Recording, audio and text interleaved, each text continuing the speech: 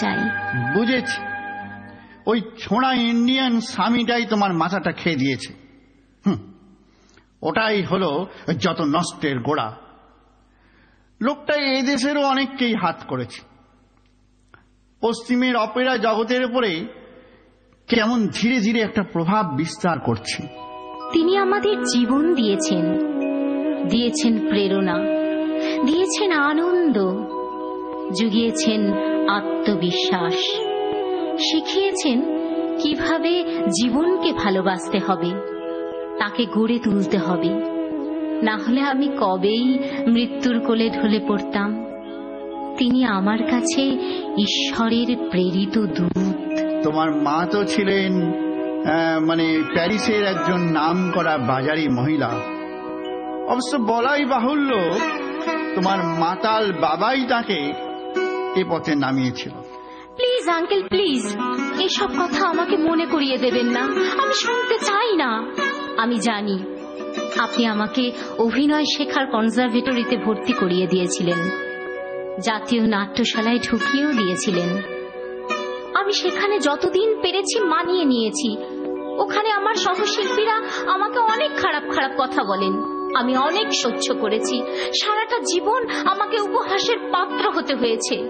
তবু দেখো, সব প্রতিকূলতাকে তুমি জয় করতে পেরেছ, জীবনে প্রতিষ্ঠিত তো হতে পেরেছ, এটাই বা কম কি? কিন্তু মাঝে মাঝে বড় ভেঙে পড়ি। মনে হয় মায়ের জীবনটাই বোধহয় ভালো ছিল। বলুন তো, আমি তো কারোরই কোনো ক্ষতি করিনি, কোনো অন্যায় করিনি। তবু লোকেরা কেন আমাকে এত হিংসা করে? বলুন, আমি কি দোষ করেছি? যাই বলো, অপেরা ছেড়ে দেওয়াটা তোমার জীবনের সবচেয়ে বড় ভুল হবে। এটাই তো তোমাকে প্রতিষ্ঠা দিয়েছে, সম্মান দিয়েছে। তোমাকে সব কিছুটা উপেক্ষা করতে হবে। নাম ডাক অনেক অনেক সমালোচনার জন্ম দেয়, শুধু তোমার ক্ষেত্রেই কেন, সকলের ক্ষেত্রেই। তাই অভিনয় কিছুতেই ছাড়া যাবে না, এটা আমার অনুরোধ। অবশ্য আদেশ বলেও ভাবতে পারো। হ্যাঁ, সেটাও ঠিক। জীবনে যত দিন পারবো অপেরা শো চালিয়ে যাব। হ্যাঁ, যত দিন, জীবনের শেষ নিঃশ্বাসটি পর্যন্ত।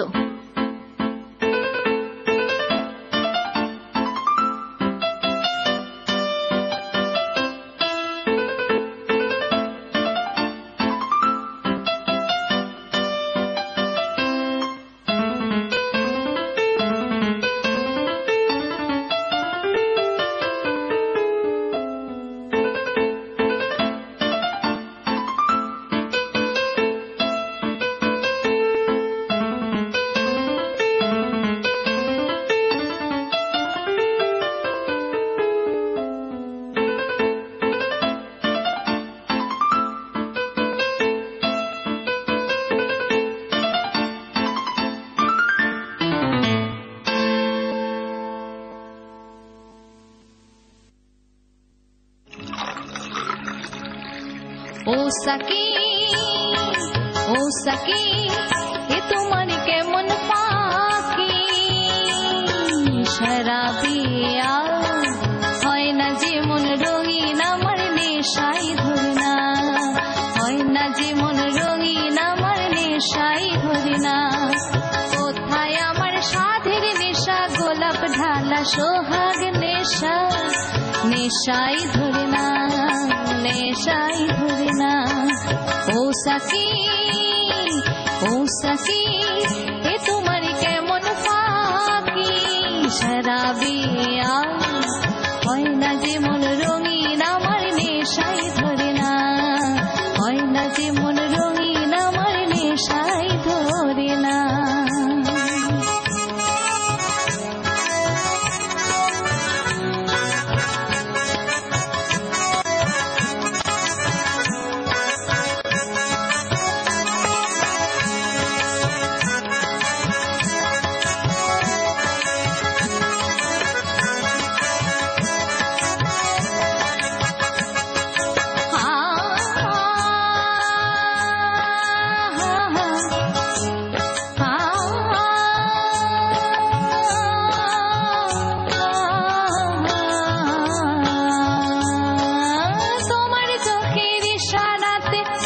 ভেসে বেড়ায় দিনে রাতে, তোমার চোখের ইশারাতে ভেসে বেড়ায় দিনে রাতে।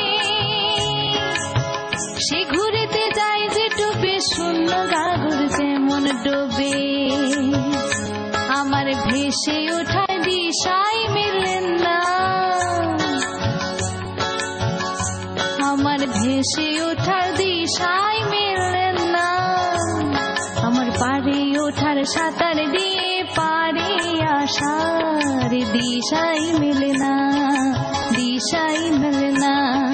ও সাকি, ও সাকি, এ তোমার কেমন ফাঁকি, শরাবিয়া হয় না যে মন রঙিন, আমার নেশাই ধরে না, নেশাই ধরে না। এক্সেলেন্ট, এক্সেলেন্ট, অপূর্ব নাচ, অপূর্ব, সত্যি। তাহলেই দেখো, আমি কিন্তু তোমাদের হাতে উপযুক্ত শিল্পী দিয়েছি, ওকে আমরা আরো বড় করে তুলব। তোমার কম্পোজিশন কিন্তু অসাধারণ, অসাধারণ, পরিচালনাও খুব ভালো, আমি খুব খুশি হয়েছি। সিলেভিন, দেখো তোমাদের হাতে কেমন রত্ন তুলে দিয়েছি, এ হলো আসল জিনিয়াস। তবে কৃতিত্বটা আমার একার নয়, আমার সহ অভিনেত্রীদেরও। কি সিলেভিন, কেমন বুঝলে? তা মন্দ নয়। মন্দ নয় বললে কেন? কজনা এরকম সর্বাঙ্গীন সুন্দর সৃষ্টি করতে পারে বলো তো? তোমার কাছেও তো আমার আশা কম ছিল না, পেলাম কই? তাহলে কি বলতে চান আমরা কিছুই নই?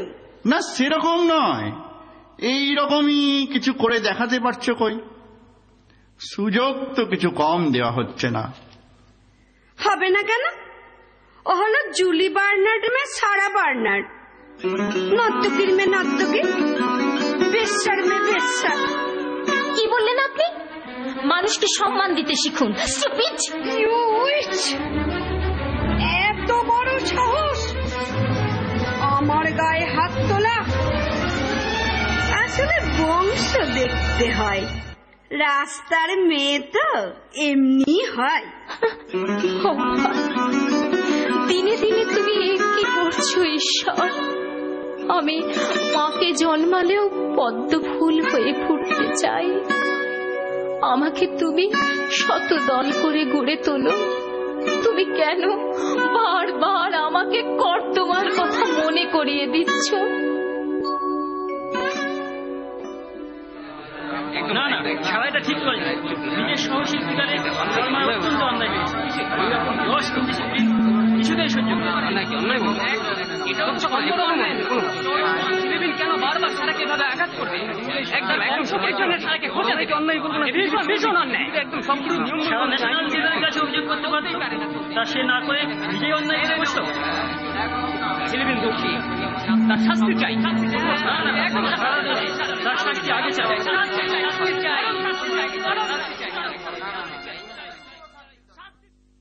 সব দিক বিচার করে ন্যাশনাল থিয়েটার তার রায় ঘোষণা করছে। আজ থেকে সারা বার্নহার্ডকে ফরাসি দেশের এই গৌরবময় প্রতিষ্ঠান থেকে চিরকালের জন্য বহিষ্কার করা হলো।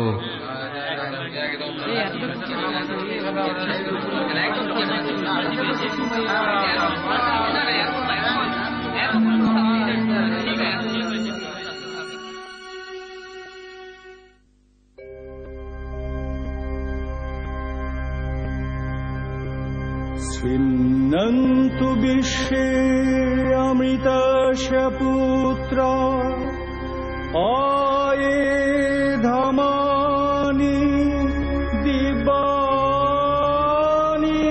দস্তু বেদাহমেতং পুরুষং মহান্তং আদিত্যবর্ণং তমসঃ পরস্তাৎ তমেব বিদিত্বা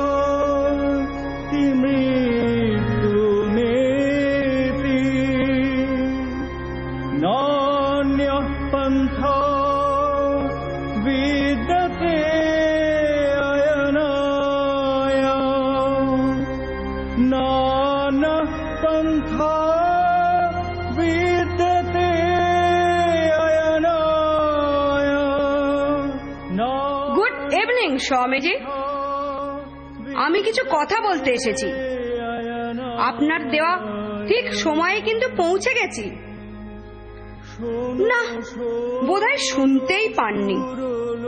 এই তো দোষ ইন্ডিয়ানদের, সব কিছুতেই ঢিলেমি, সময়ের কোনো বোধই থাকে না এদের। বসি খানিকক্ষণ। স্বামীজি প্লিজ প্লিজ তাড়াতাড়ি করুন, আমার অনেক প্রোগ্রাম আছে, তাড়াতাড়ি বেরোতে হবে। প্লিজ প্লিজ আমাকে একটু সময় দিন। ঠিক কি জন্য এলাম এই সামান্য সন্ন্যাসীটার কাছে? উনি কি জানেন না যে ফরাসি দেশের বিখ্যাত অপেরা সিঙ্গার মাদাম কালভে ওনার ঘরে অপেক্ষা করে রয়েছে? না, ভদ্রলোক নিশ্চয় আমার নামধাম কিছুই শোনেননি। এদেশের কোনো কাগজপত্রে বোধহয় পড়েন না, চিনবেন কি করে?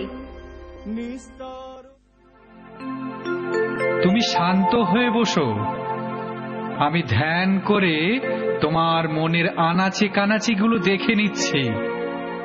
হয়তো তোমার কাছে সবটুকু জানা যাবে না, হয়তো তুমি বলতেও চাইবে না সব। কি কি জানেন আপনি আমার সম্বন্ধে? কি জানেন? আমার স্বামী আমাদের পুরো পরিবারটাকে ভাসিয়ে দিয়ে মারা গেছেন। আমার মেয়েটাকে আমি কত ঘনঘটা করে বিয়ে দিলাম, সে কিনা গায়ে আগুন লাগিয়ে সুইসাইড করে মারা গেল। আমি পাগল হয়ে গিয়েছিলাম স্বামীজি, আমি পাগল হয়ে গিয়েছিলাম। শান্ত হও মা, শান্ত হও। তোমাকে ভুলে যেতে হবে সব, শোক দুঃখ যন্ত্রণা সব ভুলে যেতে হবে। শান্ত হও বললেই কি আর শান্ত হওয়া যায়? আমি কেমন করে ভুলে যাব আমার মেয়েটা সেদিন কয়লার মতো পুড়ে গিয়েছিল? আমি যে কিছুতেই ভুলতে পারি না। রোজ মুঠো মুঠো ঘুমের ওষুধ খাই স্বামীজি, তবু আমার চোখে ঘুম আসে না। আমি দীর্ঘদিন গান গাইতে পারি না, আমার গলায় সুর আসে না স্বামীজি, সুর আসে না।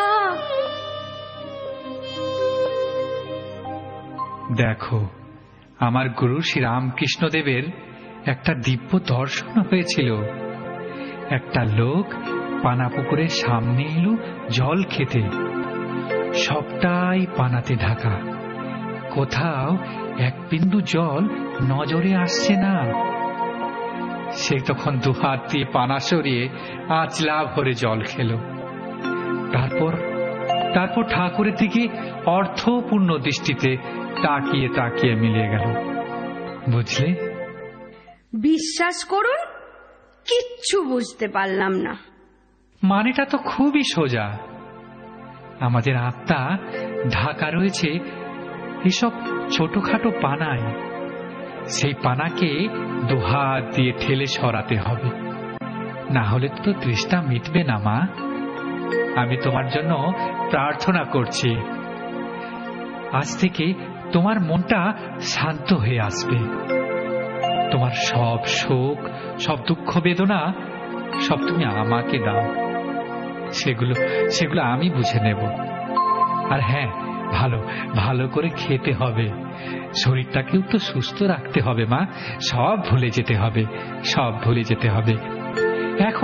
এখনো জগৎকে তোমার অনেক কিছু দেবার আছে, অনেক কিছু। তুমি নিজেকে সেই দানের যোগ্য করে তোলো মা, দানের যোগ্য করে তোলো। স্বামীজি, বুকের মধ্যে কেমন যেন একটা সান্ত্বনা অনুভব করছি। আমার ভেতরটা কেমন যেন জুড়িয়ে যাচ্ছে। অনেক দিন থেকে আমার বন্ধুরা এখানে আসার কথা বলেছিল, কিন্তু আমি ওদের কথা শুনিনি। আজ সকাল থেকেই কে যেন আমাকে এখানে টেনে নিয়ে এলো। সত্যি কেমন যেন একটা স্বস্তি পাচ্ছি মনে মনে। আর হ্যাঁ, রোজ সন্ধে সকাল একটু করে ধ্যান করবার অভ্যেস করো। আর যখন ধ্যানে বসবে এটাকে গায়ে জড়িয়ে নিও। আর রোজ একবার করে এখানে আসবে। স্বামীজি, আপনার এত ভালোবাসা, আমার মতো একটা মেয়ের জন্যে আপনার এত দরদ, এত করুণা আপনার। আপনি সত্যি সত্যি ভগবান। আপনার মধ্যে দিয়ে আমি যেন লর্ড বুদ্ধকেই দেখতে পাচ্ছি। You are really great, you are really great.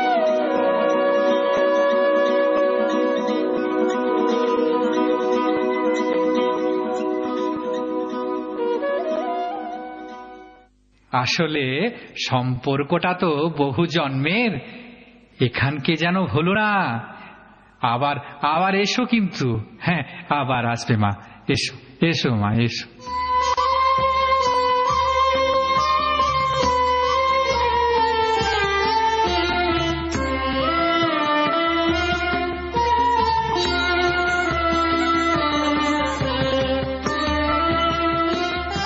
K? Sara, the great লা দিভিনি সারা। আপনি আমাকে চিনলেন কি করে স্বামীজি? আরে কাগজে তোমার কত ছবি দেখেছি, তোমার দৈবিক কণ্ঠস্বর। ওই যে ভিক্টর হুগোর লেখা ওই উপন্যাসে তুমি অভিনয় করেছিলে সেদিন, ও রিভিউটা পড়লাম, খুব ভালো লাগলো। তোমার অভিনয়ের ওরা উচ্ছ্বসিত প্রশংসা করেছে। খুব সুন্দর হয়েছে তোমার কাজ। আজ আমি এসেছি আপনাকে আমাদের অপেরা দেখবার আমন্ত্রণ জানাতে। আগামী পরশুদিন ভগবান বুদ্ধের উপরে লেখা নাটক, নাম ইৎশিল। যাবেন কিন্তু? আমি আপনাকে নিয়ে যাবার জন্য গাড়ি পাঠিয়ে দেব। জানো তো, আমিও আমার গুরুর মতো নাটক, যাত্রা, রঙ্গতামাশা এসব দেখতে খুব ভালোবাসি। এতে অনেক মানুষকে উদ্বোধিত করা যায়। আসলে আমাদের মতো যারা নিকৃষ্ট জীব, নাচ, গান, থিয়েটার ছাড়া তাদের কি আর করার আছে বলুন? নিকৃষ্ট জীব বললে কেন? মানুষ তো ঈশ্বরেরই প্রতিচ্ছবি। আমার গুরুদেব বলতেন, কাঠের প্রতিমায় যদি দেবতার পুজো হয়, তবে আর রক্ত মাংসের খাঁচাতে কেন ঈশ্বরের পুজো হবে না? জানো তো, একবার তিনি কলকাতার রাস্তায় সন্ধেবেলায় ঘোড়ার গাড়িতে ফিরে যাচ্ছেন। গাড়ির জানলা দিয়ে দেখলেন দেহ প্রসারিণীরা রাস্তার ধারে সারি সারি দাঁড়িয়ে আছেন।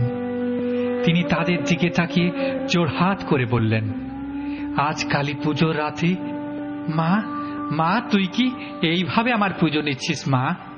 খুব ভালো লাগলো। অন্তজ মানুষকে কেউ এতখানি সম্মান দিয়েছেন বলে তো কখনো শুনিনি। আমি নিশ্চয়ই যাব, তুমি দেখে নিও।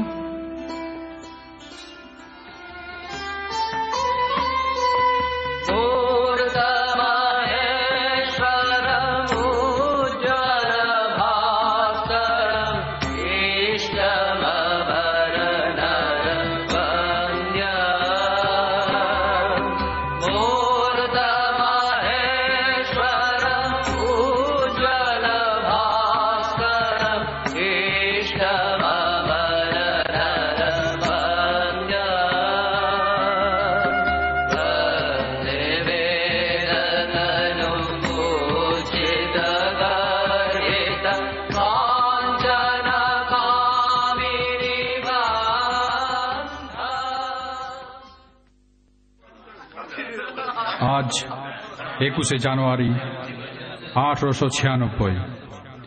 আজ আমাদের অপেরায় দেখানো হবে নতুন নাটক ইৎশিল।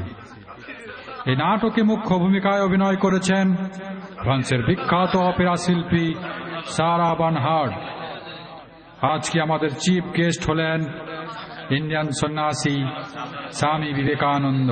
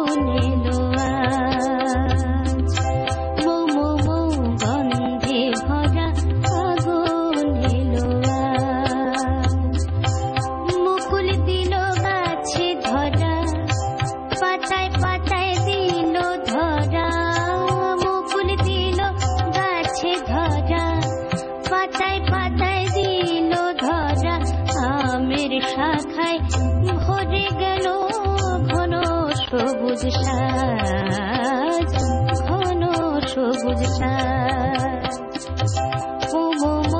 গন্ধে ভরা ফাগুন এলো